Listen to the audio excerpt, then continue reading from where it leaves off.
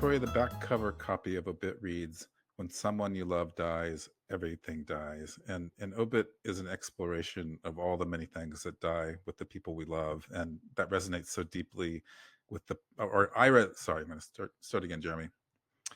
I resonate so deeply with the particular loss that you're circling because after my dad died, I realized how much I wanted to know about him and the questions I never asked. And in fact, our new endeavor, Memoir Nation, was inspired by his death because all I could think to myself was if he'd just written 10,000 words of his life story, I'd have something from him and of him. And I regret not having asked more questions. And I guess I want to know if your own writing is born of regret or if you can forgive yourself and forgive your parents for the conversations you weren't able to have when they were still alive.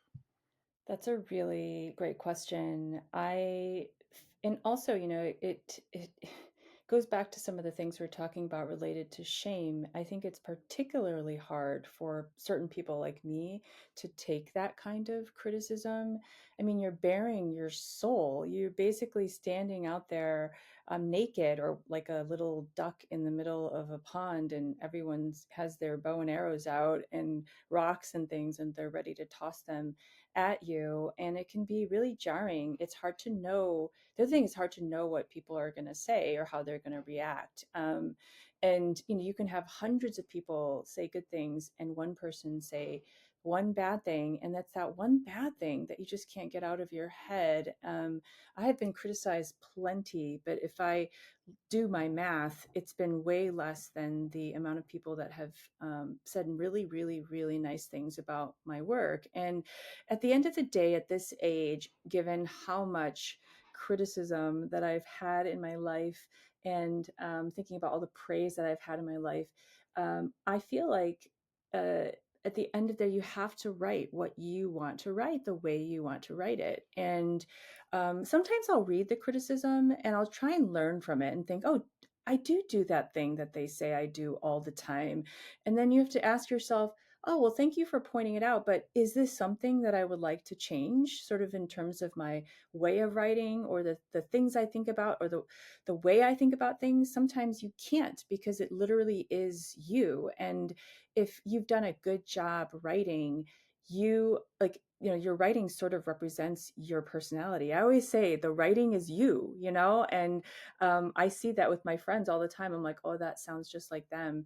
So I think if you've done a good job, like, you will have expressed your true self on the page. And I feel like if people are going to criticize that, that's why it hurts so much, because they're essentially criticizing you. But that's when the courage has to come in. Like, you have to have a lot of conviction, because the sheep are always going to be going in that direction, which is a slightly different answer to your question. And if you feel like you have to go in that direction, you have to go in that direction. Why follow the sheep anyway? They're always boring and uninteresting. And so to me, that's sort of how I would answer that. Like, you have to follow your own North Star. And like, if you found it, that's the hardest part. And then after that, you must follow it. And the critics, they can do what they want. There are mean people. There are mean people today, and well, there've always been, but today they have a platform. And so that's the other thing to remember, is that, people can put themselves out there in 100 different ways. They can reach you in 1,000 different ways. And that's something else to think about, is like, you know, 20 years ago, these people would never even have a voice and they wouldn't be able to find you. And that's also part of what dealing with a writer in 2025 is like. And that's the reality of it. So if you can't deal with that, then maybe there are other things that might be easier. But if you're going to be a writer, that's the reality of this scenario or the situation we're in.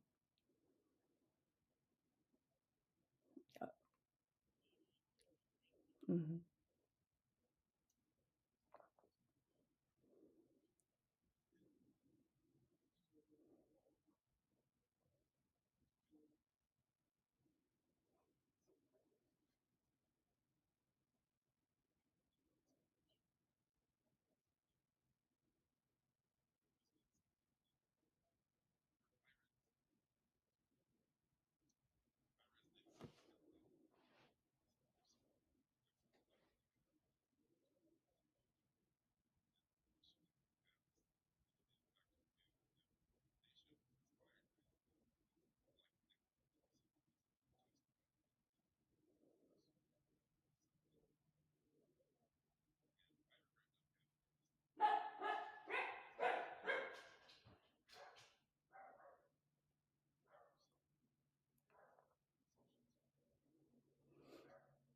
Yeah, that's a great question, and I am sorry for your loss, and I understand exactly how you feel or felt. And I think that is a common feeling of regret. And I think um, that's kind of so human, though. You know, we just never really appreciate what we have that's like right in front of us, and there's never enough time. And death is sort of inconvenient. And so I always think, oh, if you could know something, and I think I even wrote this somewhere, that if you could sort of just tell me the date that my dad was going to die or my mom was going to die, then I would back it out and, you know, do all these sort of things that I wanted to do or ask all the questions I wanted to ask. It'd be so much easier. But then life would be super boring. And yeah, and we wouldn't be very deep or interesting people. I think we're meant to suffer in that way. Like that, you know, the regret is meant to be the regret because it's just a manifestation or reflection of love.